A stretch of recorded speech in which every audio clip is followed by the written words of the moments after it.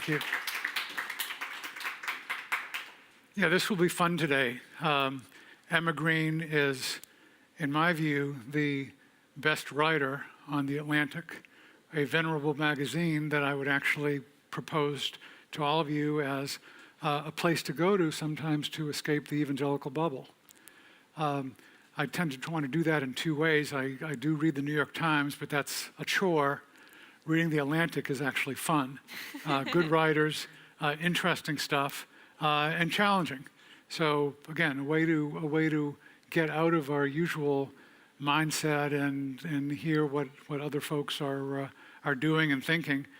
And Emma is a thinker and a writer. She's a graduate in 2012, right, from Georgetown University, majored in government, and then went to work at The Atlantic. And 7 years later, she's still doing it and is known as, particularly on the religion beat, as a person who was thoughtfully exploring the very dimensions of crazy America in lots of ways, with lots of weird and interesting and enjoyable niches, theologically and in other ways. So please join me in welcoming Emma for coming here.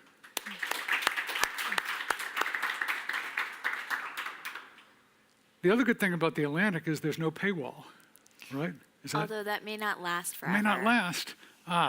Okay, because other publications you actually have to pay to play, to pay to read, but at The Atlantic, up until now, has been that glorious, iconoclastic publication.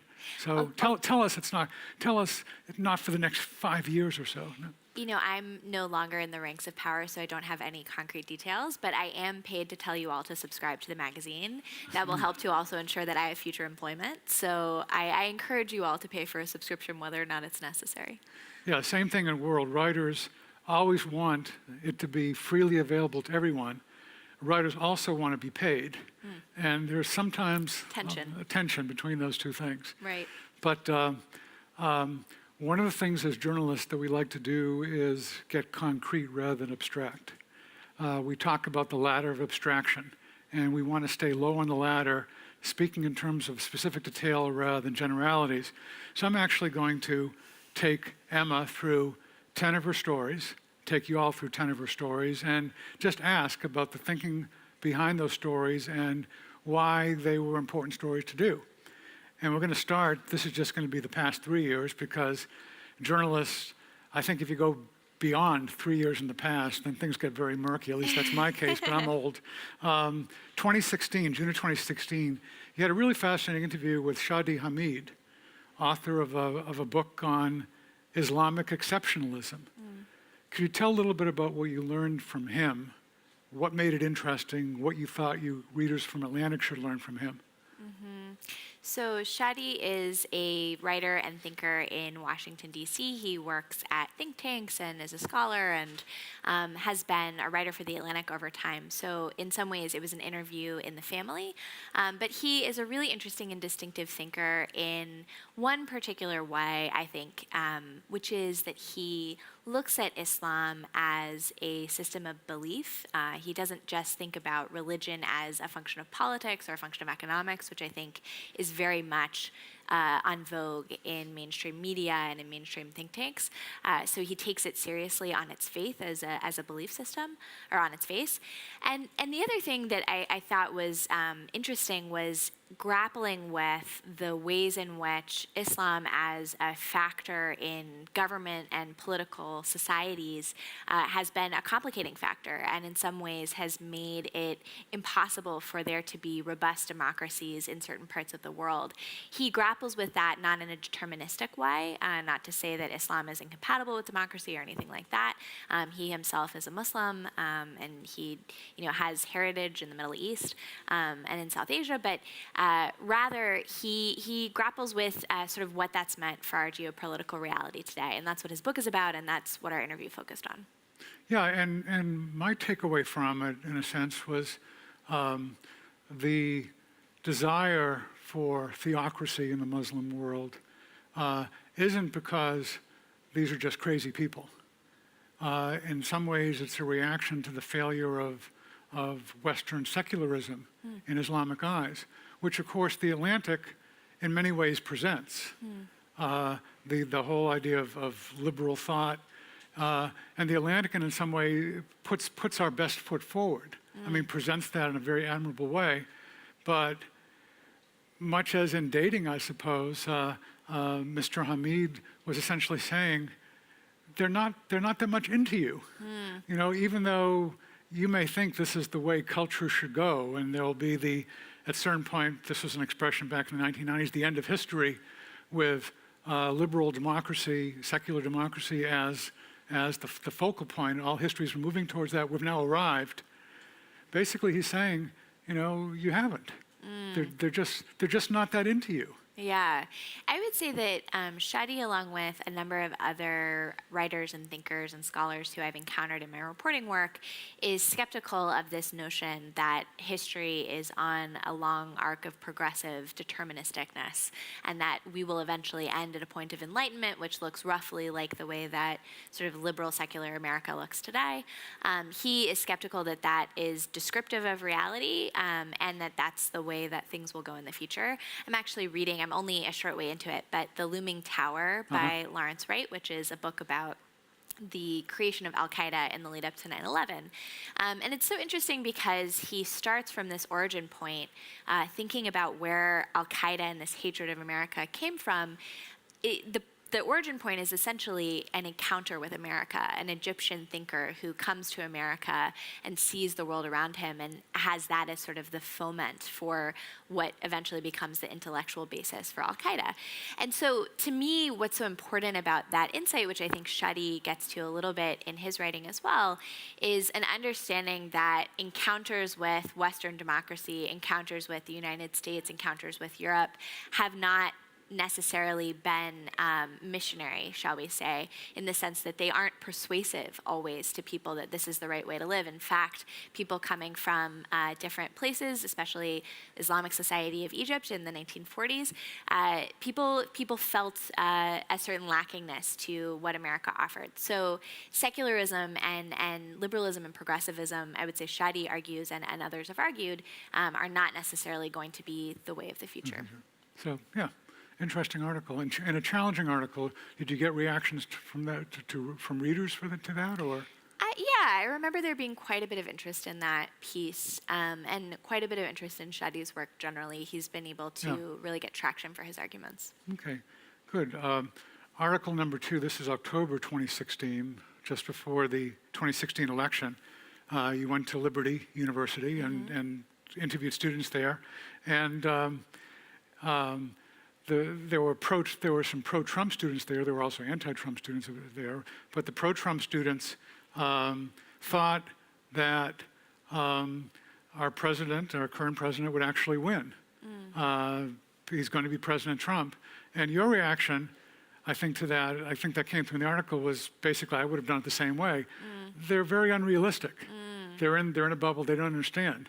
So after the election, I think I had to realize, well, I didn't understand a lot of things. Tell us about your thinking through that, and the time you did the interviewing and writing, and then the day after the election, when you realized, well, actually, these students knew something. You know, charmingly, actually, one of the students who I interviewed for that piece came back and found me on Twitter 6 or 8 months later and realized, you know, I had written this article and he reread it and he mocked me on Twitter for the conclusions that I had come to in that article. Mocked you charmingly, though. Yes, charming is maybe my generous read of that as a pastime. But you know, it's interesting. I think in the most global way, the media, of which I am a part, got the 2016 election wrong. And it got it wrong for a lot of reasons. I think too much dependence on polls, which weren't actually that insightful, not enough in-depth reporting in communities where Trump was really resonating, too much in certain parts of the media, probably not the corners that I occupy, a sort of wishful thinking that Hillary Clinton would become president. I do think that it's true that in certain American newsrooms there is a liberal bias and there isn't that much ideological diversity, and that creates this sort of wishing into reality that filters into the news, which is unfortunate and not good. I think for me personally, I think, you know, I was part of environments in the news broadly that believed that Hillary Clinton was going to be elected president. And I also think that in certain ways there was a lot of evidence that Hillary Clinton was probably going to be elected. The way things broke in the end were a particular lining up of electoral math that in another reality might have broken very differently. So I don't think it was wildly unrealistic to believe that she might be president, but I think the lesson for me there, which is the lesson that I had before the election as well, is that it's important for reporters to be immersed in different kinds of environments where people have different worldviews, where you're trying as a reporter to understand those worldviews and to then be able to bring that back to your reader. And that's the ultimate mission for what a reporter can do.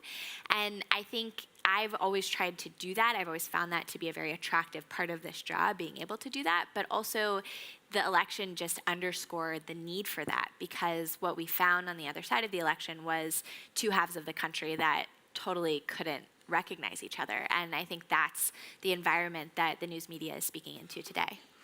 Yeah, and it was a surprise for us too at World. A month before the election, right when the salacious tapes came out concerning Donald Trump, I mean, we actually said that he should step aside, for which we have been roundly belabored by our readers ever since.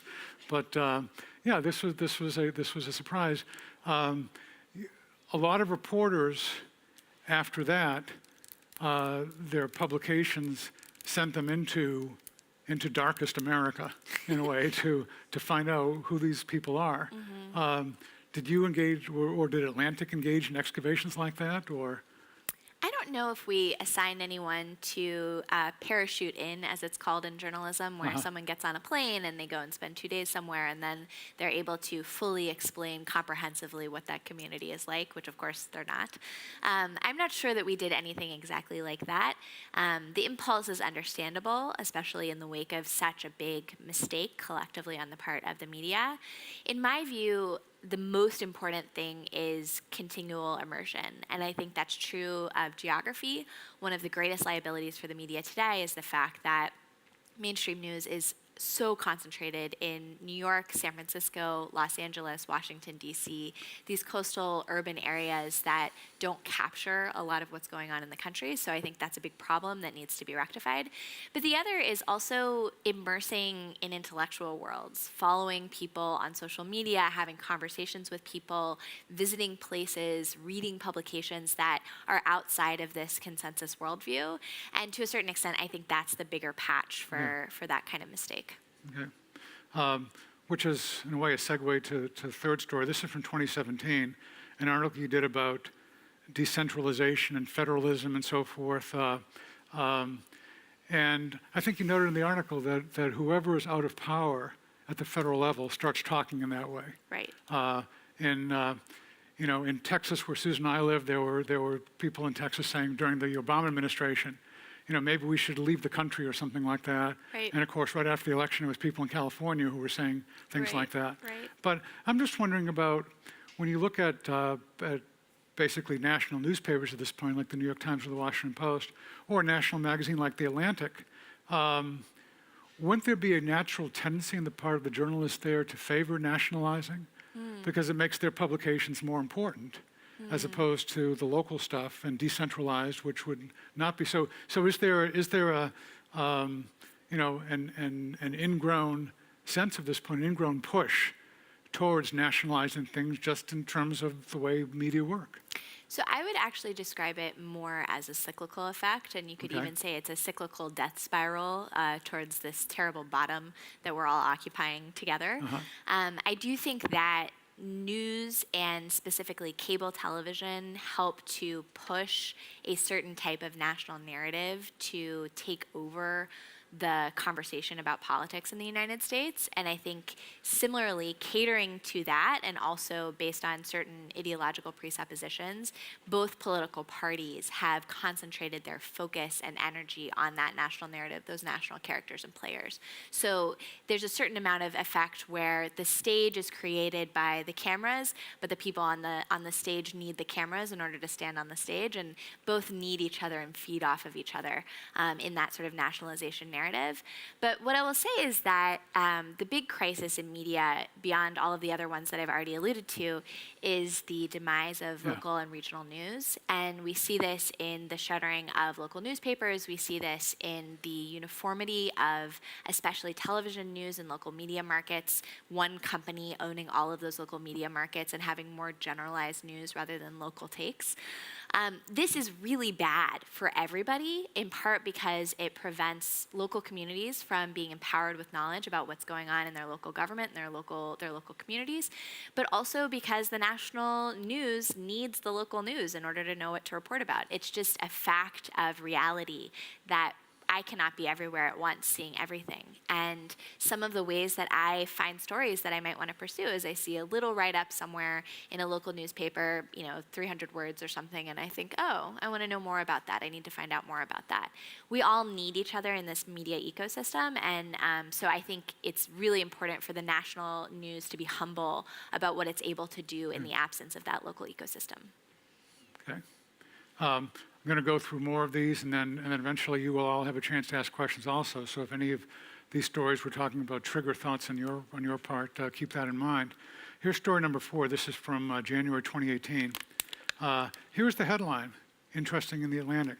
Science is giving the pro-life movement a boost, which is a pretty unambiguous headline. In fact, you'd even consider it to be, I looked at it and said, wow, this is basically, it is factually accurate, but it's also a pro-life headline in that way, insofar as we esteem science. So who wrote the headline on that article? I think that was my editor. Okay. We went back and forth on a number of them, but we were talking about this earlier, I don't get final word on the headline, and I'm pretty sure that was my editor who wrote that. Okay. Well, that's interesting. I remember, you're probably familiar with Nat Hentoff, or you know the name at least. He was one of the founders of the Village Voice in New York. And I once profiled him back in the 1990s. And Nat Hentoff was the one person on the Village Voice who was pro-life. Everyone else was very much in the abortion camp. And even though Hentoff was sort of a legendary writer, jazz critic, founder of the publication, when he walked through the office and there were a bunch of younger writers around, it was almost like the parting of the Red Sea at that point. I mean, no one wanted to talk with him. No one paid. He had become a persona non grata in his own publication just by being pro-life. So I'm just curious as to the environment in the Atlantic. I mean, would a pro-life reporter be well recognized there? Would he be allowed to a little more latitude in writing, perhaps? Or because this is something we always ask about: is there room in a secular liberal publication for someone with a different worldview? So the Atlantic prides itself, sometimes enacts as well, on being of no party or clique.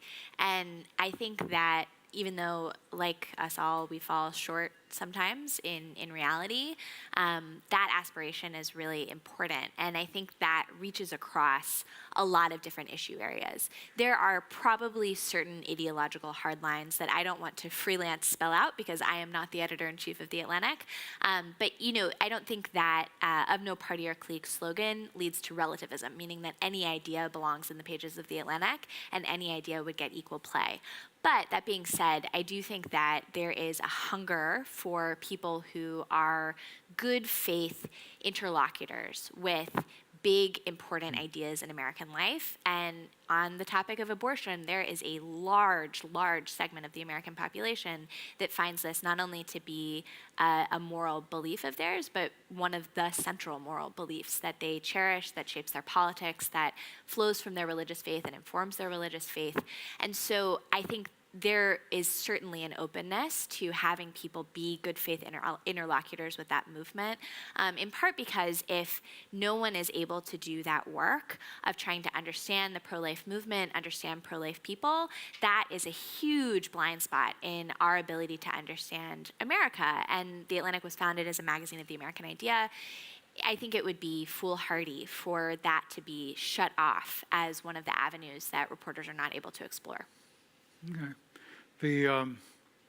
Just got one question about the article. Here's what you wrote. This represents the shift in America's abortion debate. That is, the role of science now in the pro-life movement.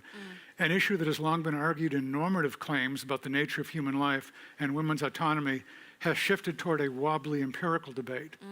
Why is that wobbly? That's the question I was just, yeah. So I think in general, there is a quality about our political debates, which is what I can call in sort of lofty academic terms scientism, but maybe in more plain language is this attraction towards the language of science as the only legitimate language for making an argument.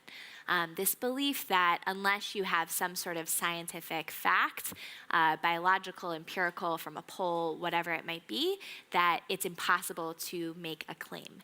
And I think this can be damaging for politics for a number of reasons. Not that I think science doesn't have a role in politics, because of course it does. Facts are an essential component of politics. Useful things. Useful things facts are, and I believe that as a matter of my profession. But I do think that fundamentally politics is about the negotiation of competing sets of beliefs and the decisions that a society makes about the kinds of guardrails that it will set up to adjudicate those fights. And I think there can be in the dependence on science in these debates to say, here's this argument and it's science, it's not a belief, it's science. It's disingenuous in a certain way because there are belief claims that come into that. And it's also damaging because belief claims aren't bad. And it's important for people to be able to say what they believe, to make claims about that, to argue about that in the public sphere, and to try to create laws that accord with those beliefs. So that was sort of the flip side of this trend that I was looking at, not only charting the fact of science being sort of a language that's growing in its currency in the pro-life movement, but also some of the political water, shall we say, that the pro-life movement seems to be taking in doing that. Gotcha. Interesting. Okay, fifth story here. Should pro-life clinics have to post information about abortion? And I think you summed this up a really interesting way. This was the NIFLA case, which eventually was decided by the court 5-4 on the side of the crisis pregnancy centers. The two parties in the NIFLA case, I'm quoting here from Emma, have literally opposite perspectives in the case. California is concerned about the rights of the women who walk into CPCs, crisis pregnancy centers, the audience, while the pro-life centers are concerned with their own rights as speakers.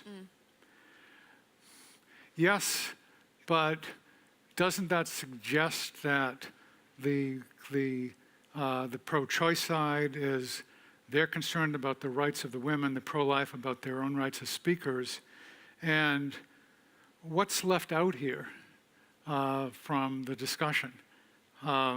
And since it's been a while since you wrote that, and I just read this yesterday, I'll say it's interesting that not until the next to last paragraph is there any mention in the story of unborn babies, and it's only in the context of you referred to the comparatively lower birth weights of black babies. So I'm just wondering, wasn't that, as you look back at it now, and perhaps you take a closer look, was that, just as the first story, the science story in a way, seemed a happy story for the pro-life side, this in a way seems to minimize the altruistic aspects of that. Well, first, I take that as constructive criticism. And I appreciate you taking it that way. And I am always open to that, and appreciate as a reporter when people are willing to offer that kind of criticism because that helps me to get better. As I seem to remember, because it has been a little while, with every story you have to take an angle, and the angle that I took on that story, which I was reporting fairly quickly, was around the legal issues that this case would turn on, which actually are fairly complex because there is a lot of legal muddiness around the types of, or I guess the border between marketing material and free speech. So the way that legal scholars explained it to me when I called them up to ask them about this is, it seems normal to all of us that there could be government regulations that take, say, a company that sells a certain type of widget, and they can't lie to the public and say that they sell wonkets. We have guidelines around that help to create transparency in consumer products, that especially around sensitive choices when it comes to medical decisions or that sort of thing, prevent people who aren't doctors from putting on a white coat and saying, I'm a doctor, I am going to take your appendix out today. And I think that is probably a fairly consensus issue, that is a fine thing to regulate. The question is when you get into a gray zone, such as around abortion, where the boundaries of what is truth and not truth are very contested on both sides, what is appropriate for the state to regulate, especially in the way that the state is conceptualizing the services that are offered by, say, Planned Parenthood or a CPC, it becomes very murky. So that's the legal question that this case turned on. Okay. It was a Supreme Court decision in favor of the CPCs, meaning that the Supreme Court basically ruled that it wasn't appropriate for California to regulate CPCs in the way that they might like a quack doctor. And I was trying to illuminate that legal question, but I take seriously the point that it's always important to talk about the core beliefs and convictions that animate people's motivations in these fights, particularly when it comes to things like abortion. Okay. Yeah, if you're reading articles these days, feature articles, I mean, always look to the last paragraph. Who gets the last say is very important in a story like this. Newspapers and magazines, newspapers especially, used to cut from the bottom in what was called, as Les Sillers knows, I mean, and some of you know, inverted pyramid.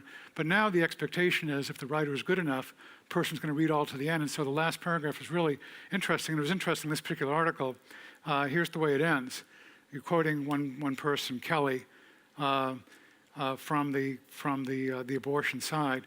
And you're quoting her, it's always a mistake when we frame women as victims who lack agency or can't make their own way in the world, Kelly says. But, quote, this is consumer protection. If you have to tell the truth about what you do and don't offer, then women are being protected from having their time wasted, end quote. And I'd suggest that at the end is a very definite tilt towards the abortion position, because at least from the pro-life side, you don't tell a person who is perhaps about to shoot an innocent person where to go to get a gun, essentially. So anyway, but that's something as you, I like your writing a lot. I don't want to just be a fanboy here. So I'm occasionally going to bring stuff like this. I like it. Got to have those hard-hitting questions. All right. I respect it. Okay, number 6 from last March, how Trump is remaking evangelicalism, which I thought was just an interesting story, because that's certainly a concern on the part of us at World. In other words, people debate, is the Trump administration, are the policies good in the short term? What's the long-term result? But at least from an evangelical perspective, I mean, the key thing in some ways is, well, what does this communicate to people about God and about our belief and about what evangelicals consider to be most important? So anyway, I just thought that was interesting, and maybe if you could just, what did you find out from that, if I can push you on that, from that? So I seem to remember, again, this is a test, right. that was largely pegged to a book that was published by University Press. Is that right? Right. Okay. So this was a series of essays that were written by different evangelical thinkers, and pretty explicitly, the book was coming from a minority position of evangelicals who were kind of bowled over by Trump. Maybe not fully anti-Trump in their positions, but certainly people who didn't think Trump was going to be elected, have various amounts of ambivalence about whether Trump is good for the United States, good for evangelicalism, sort of wrestling with also what it says about evangelicalism, that there was such an upswelling of support. So in that way, this was limited in scope. It wasn't a survey of all of evangelicalism. It was sort of looking at these essays as a jumping off point for that segment of the population. So, I'll offer, by way of just sort of zooming out then beyond the context of the article, my theory about the main characterization of Trump in this time and Trump's relationship to evangelicalism and what's going to happen, which is that this is a time of great fracture for this thing that we call evangelicalism.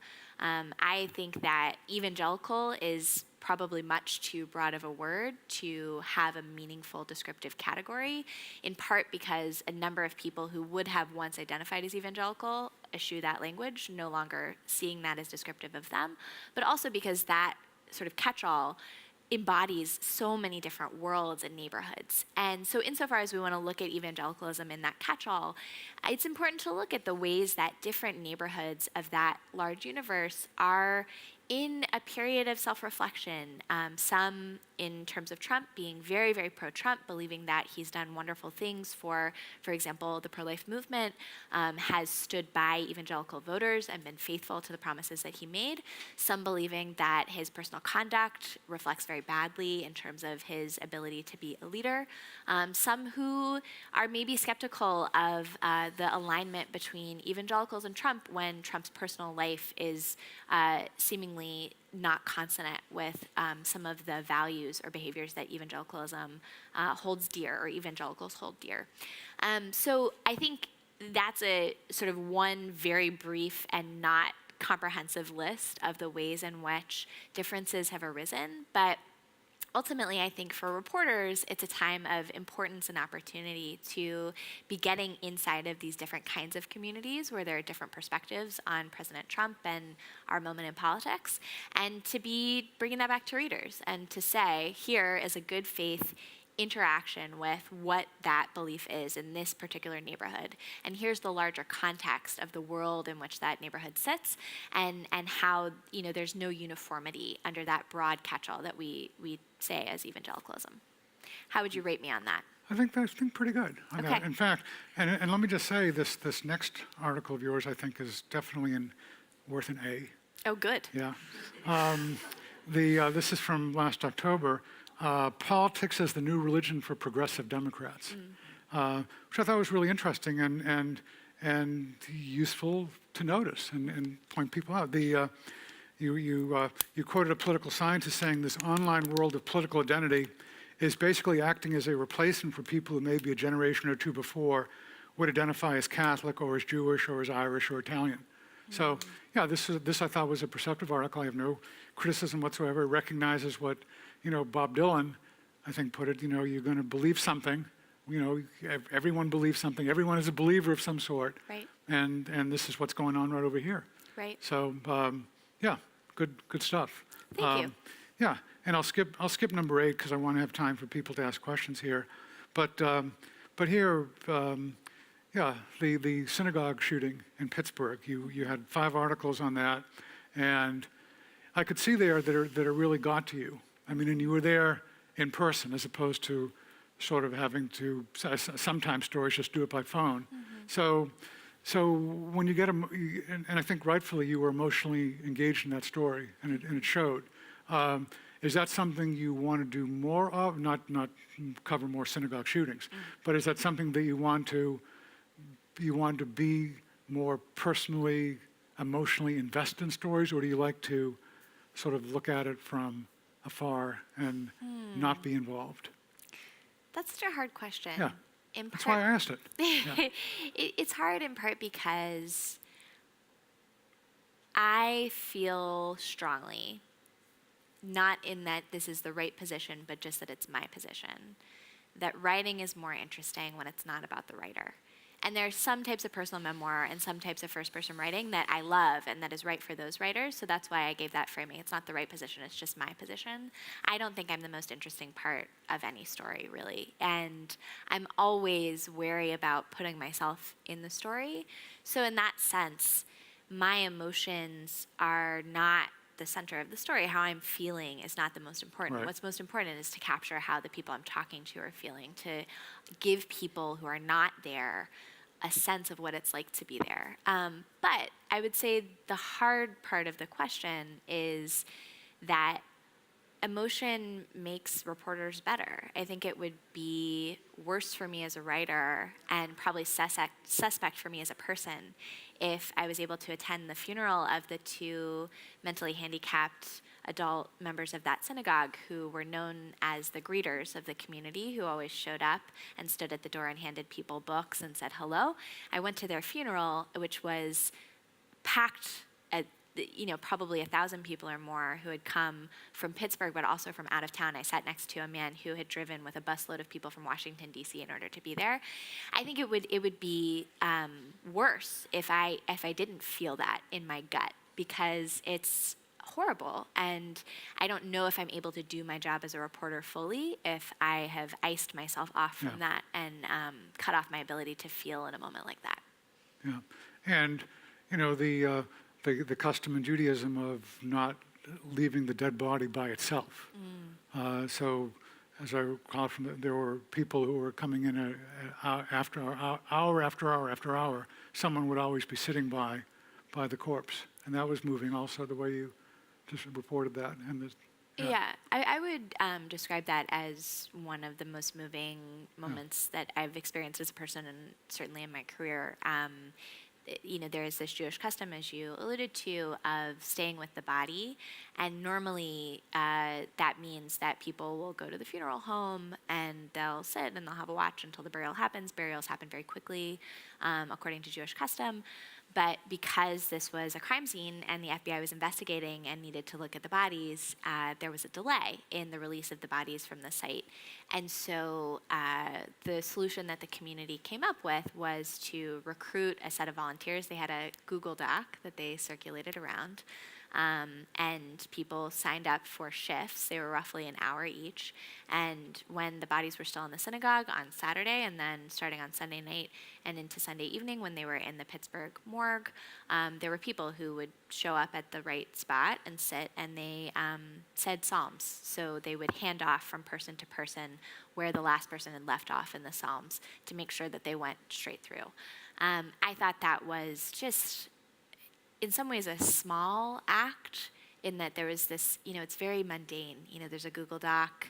The mom who came was trying to fix me dinner, like go home and get me some dinner and bring me back dinner, right? Like, it's these normal people who are just doing a very normal thing, but it was profound in that it showed a deep amount of respect for the people who were shot and killed, and also this dedication to making sure that even in the most horrible circumstances, that the highest religious dignity and honor would be afforded, and that the entire community would come forward to make sure that that happened.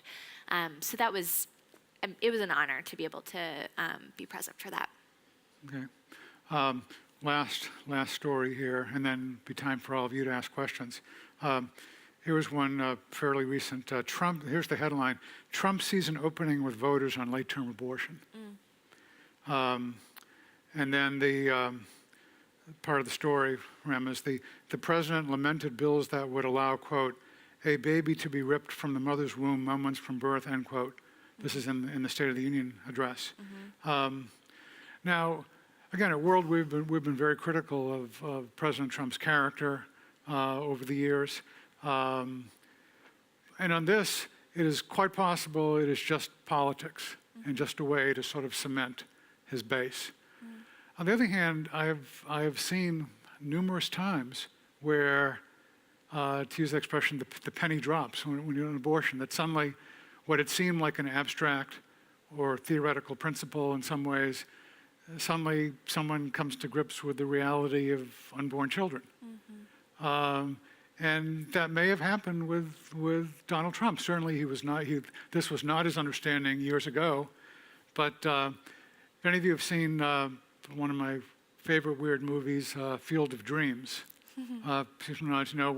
where there are these players out there who some can see and some can't see, and then there's one guy, and suddenly he was blind and now he can see, and he sees they're there. And I've seen things like that happen concerning abortion. And so the whole story, I think, assumed, from the headline, again, I don't know if that was yours, but all through the story assumed this was just politics. And that may be very true, but it may not be. And strange for me to say we may be doing Donald Trump a disservice in some way, but maybe that was the case, that he's really just come to grips with this and been moved by it. Yeah, that's such an important intellectual question about the approach to journalism and framing, because I will never have personal access to Donald Trump's heart. I may dream of dreams, get into the Oval Office. And if I do, I promise I will quiz him on this issue and try to get to the bottom of this. But until that happens, we only have circumstantial evidence for the sincerity of his belief, but not just him, any politician. And I think it's a certain part of the performance of politics, the nature of politics, that we can never really know what a politician believes in his heart of hearts or her heart of hearts. And what we have to go by is what they say and what they do. And within that context, I think it's always important to leave open the possibility of earnestness, sincerity, personal background motivating someone's political agenda, that a deeply held commitment to ideology is motivating an agenda, and also that at the same time you have to hold in your head the fact that politics is a game of strategy and tactics. And those things don't cross each other out, and they don't make one or the other less true or more true. They just all exist at the same time. So sometimes I think it's our job as reporters to be putting on the hat of strategy and tactics and say, what's the political calculus here?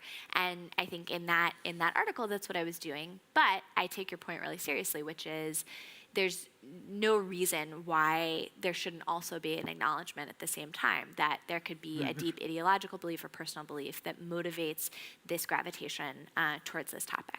Yeah, and on the other side, I mean, I don't know which ones in particular, but I wouldn't be surprised if there are some Republican politicians who talk pro-life, and in a way they have weaponized abortion for political purposes. Right. But they don't really care or mean it, and who knows? So.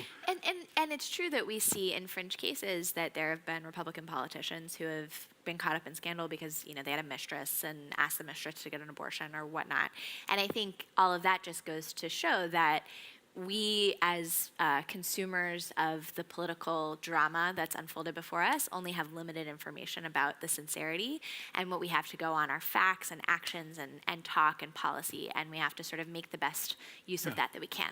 Yeah, and so we should be skeptical about any words that come out of the mouth of a politician. Absolutely. But also skeptical about assuming it's only politics. Yeah. So I think anyway, that's fair. So, questions, comments, thoughts from any of you on journalism generally, on any of these articles that were referred to, particularly microphone over there and coming your way.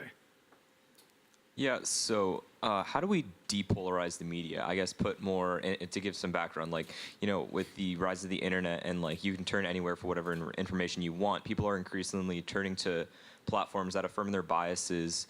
How can we create a media space that is ideologically diverse and where people can kind of be able to come together and have a more civil conversation from no matter what perspective you come from, so that you have just a more cohesive media public forum? How do you work against the polarization of the media that's happened so far? I think this is such an important question for the future of media because in part, in full, media runs on trust, and trust is impossible if people assume or detect a sense of bias in the way that their facts are being presented to them, especially when they're pursuing those neutral or putatively neutral news sources. So I think this question is important. I'll give you two concretes because it's hard to change the media writ large because the internet and media is this huge, huge, huge space that has no one comptroller, although I wish it maybe did. So here are two concretes that are relevant to you and your colleagues here. The first is to be a faithful news consumer, which is to seek out news sources that are earnestly trying to engage with facts as opposed to factiness or non-fact, to do so within the ethical boundaries of journalism. The codes that journalism has, I think, are really important as sort of guardrails for the truth, and to also recognize when you're consuming a news source that is coming from a particular worldview, not that that is bad, but that perhaps it's good to seek out other worldviews as a way of understanding more fully the world around you. So that's one as a news consumer. And the other is, as people who are potentially going to have jobs one day, consider going into journalism. I think that it's really important for people to put up their hand and to get into the mix, especially when you're coming from a background that's less common in the news media.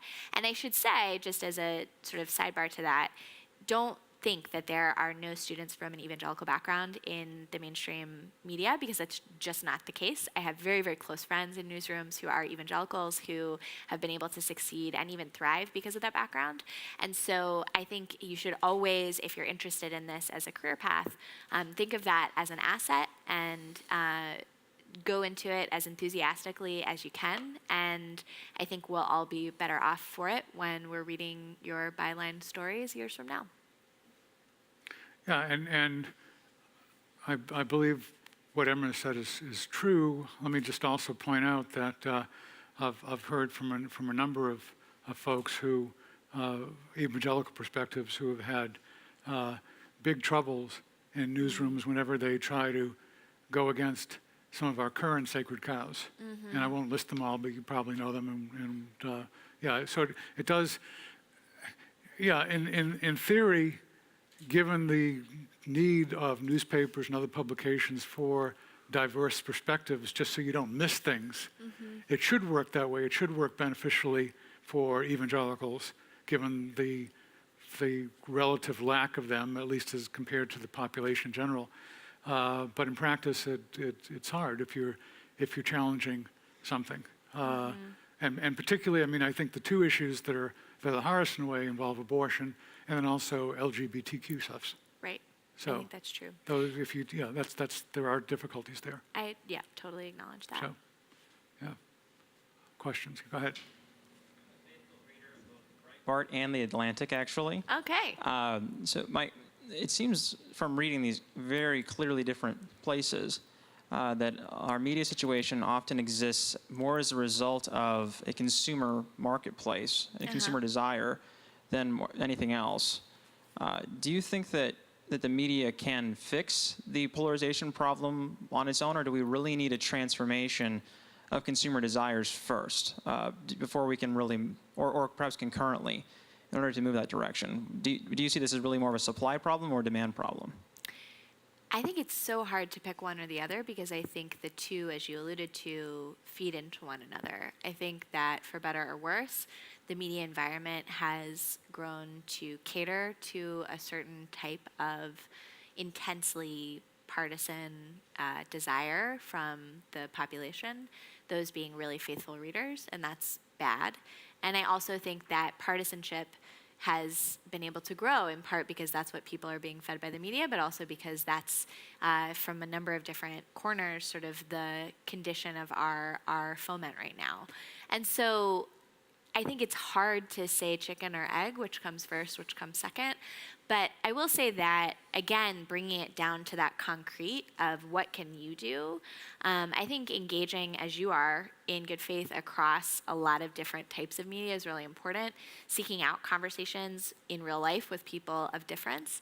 And also, if you can, sort of bringing those stories to the world is really constructive as a way to try to get past this. But frankly, I think that the condition that we're in right now in the United States, where there are large perceptions of deep polarization and partisanship, we see people becoming more hardened in their partisan identity, and there being lack of crossover in different types of communities of different worldviews. I think it's a very, very complex and multi-layered problem, and similarly to the absence of the news comptroller who can change the media writ large, I don't think we have a partisanship comptroller. I think there's a lot of hard, slow work ahead to sort of retilt the country back towards a space where there is points of commonality and recognition of shared values. And this is both a marketing and a worldview issue. The marketing issue, basically, at least as far as whether it's Fox or MSNBC, marketing, you want to heat things up so that people will want to, oh, I must be watching this, and I have to tune in the next half an hour from now to find out, and so forth. So there's a tendency to heat things up as opposed to cooling things down. And then secondly, worldview. At least one of the things we have our reporters at World Understanding is, there's absolutely no need to be saying or even thinking that the sky is falling, because God holds up the sky. Basically, if we have a sense of God's providence and God's in control of the world, then I think you come at it a little different way than if you think everything is chaotic and it's all up for grabs and it's all going to depend on who wins the next election, which is the most important election ever, et cetera, et cetera, et cetera. So basically, it's strange. I mean, the job of journalism in some ways for marketing is to heat things up, and also in worldview, but world in some ways we want to cool things down. So over here, there's a young lady over here who has her hand up and desperately needs to speak right after this gentleman speaks. Thank you so much for being here this afternoon. I really appreciate you coming out. Kind of in the interest of writing and telling good stories, but also in the context of an increasingly polarized society, one that sees what it wants to see and hears what it wants to hear. Do you trust your instincts when you go in and finding stories and kind of writing them and telling what you would consider a good story? How do you keep from doubting yourself in that context? That's a great question. In some ways, I have to, because of the speed with which I have to move sometimes, and also because I'm only the writer I am. My instinct for what makes a good narrative or who interesting characters are or questions to ask often come from my simple curiosity, which is, oh, I want to know more about that person. That's so interesting that they said that. I need to ask them more about that. I often joke that I am only a reporter because it gives me professional cover for being a sort of nosy and obnoxious person. And I find it hard to turn this off in social settings where I'll go up and question people about all of these things that I want to know about them. And so I don't want to doubt that, because I think curiosity is a great asset, and I think it is the engine of storytelling, is curiosity and trying to seek out the answers. But I think in your question, and I don't want to impute something that's not there, but I detect a rightful questioning of the ability of one person to have your blinders fully open and not have some sort of narrowness in sight that prevents us from seeing the full story or understanding greatly or missing something. And to that, I would say that is a huge, huge thing that I think about all the time. And I'm constantly trying to open my eyes wider so that I can listen more clearly and see more clearly, to be able to find a wider catch of things to be curious about and to explore, and to open my own horizons. And that, I think, is the work of a lifetime, because there's no end of stuff to be curious about in the world. I mean, there are all of you that I haven't been able to have a conversation with and quiz you about your personal lives and all the things that you believe. And so, like, that's just a starting point. And there are so many rooms of people like you. So I think it's both, I have to trust myself, but I also have to constantly be driving to be curious in new and different ways. Is this on? Yes? Process question. When you found out you were going to Pittsburgh for the shooting story, and that's not a typical story for you to cover, from the moment you either pitched the story and someone said yes, or someone assigned it to you, how did you think about that? And then you arrived there, what did you do? So as soon as I found out about it, I was in conversation with my editors, and I said I wanted to go, and they agreed. And I started emailing and texting and calling people who I know who might have contacts in Pittsburgh. That's everyone from your great aunt lives there to calling rabbis I knew, Jewish leaders I knew, and trying to get suggestions for who I should get in touch with, and just putting out feelers. And so that's, sort of the beginning of the sourcing tree. And then as that progressed, I found out from people where I should show up to. You kind of look on social media to see where events are going to be. You ask people at every conversation, who else should I be talking to? Where should I be going? And so from that, you kind of just bump along and try to find spaces where you're going to encounter people who will be important to talk to find perspectives and angles and that kind of thing. And it really is a little bit of a fly-by-seat of pants when you're doing breaking news in that context. A lot of places had teams go, and that, I think, changes things because you're able to be a little bit more strategic and comprehensive. And for me, it was kind of like, well, wherever my body is, like, those are the people I'm going to be talking to, and that's going to be my story for today or whatever. So it's a lot of taking information in very quickly. It's a lot of trying to get as much sourcing as possible very quickly, and just also trusting your gut around angles and questions. One of my editor friends, I called her up and asked her what I should do, like what are the questions she has about the shooting. And she and I started talking about the Hever Kadisha, which is the burial society, which is the people who are normally in charge of caring for bodies. And so that conversation tipped off for me, oh, like this is going to be a big question, I need to figure this out. And that kind of led to the burial story.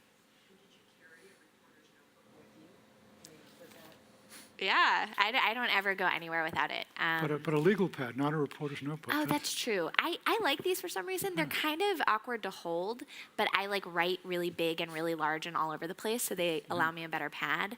And I stuck, I think, like 3 or 4 of those in my backpack before I left, and that's basically what you have. You have your pen and your notepad and your recorder, and you just got to make something out of it. The importance of emotions in telling good stories. Is empathy the key to properly capturing the emotions surrounding a story? And if so, how do you balance you personally empathizing with the people in the situation while still making the story accessible to people who aren't able to put themselves in the viewpoint of another person? I love this question because I think about this all the time. My personal view is that beyond the nitty-gritty of giving the body politic the information that they need to be informed members of society, one of the primary functions of the media, and probably specifically the kind of media I do, which is magazine journalism, is to open up people's way of seeing the world just a tiny little bit so that they can at least understand why people who might look and act and think very differently than they do are doing what they're doing. And so for me as a reporter, that requires constant exercises of empathy in multiple directions, not just I empathize with someone because we share a geographic background or we share some sort of taste background or whatever it might be.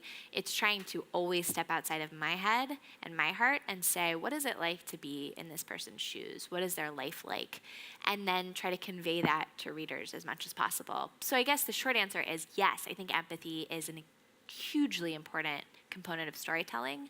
I think there are limits to empathy, and there are some people who don't deserve our full empathy, or if they do deserve our full empathy, that there are limits to that. And what I'm specifically thinking of, to give some context, is reporting on people who have done really, really awful things. I think sometimes it can be a great exercise to try to understand why it is that that happened and what their perspective is.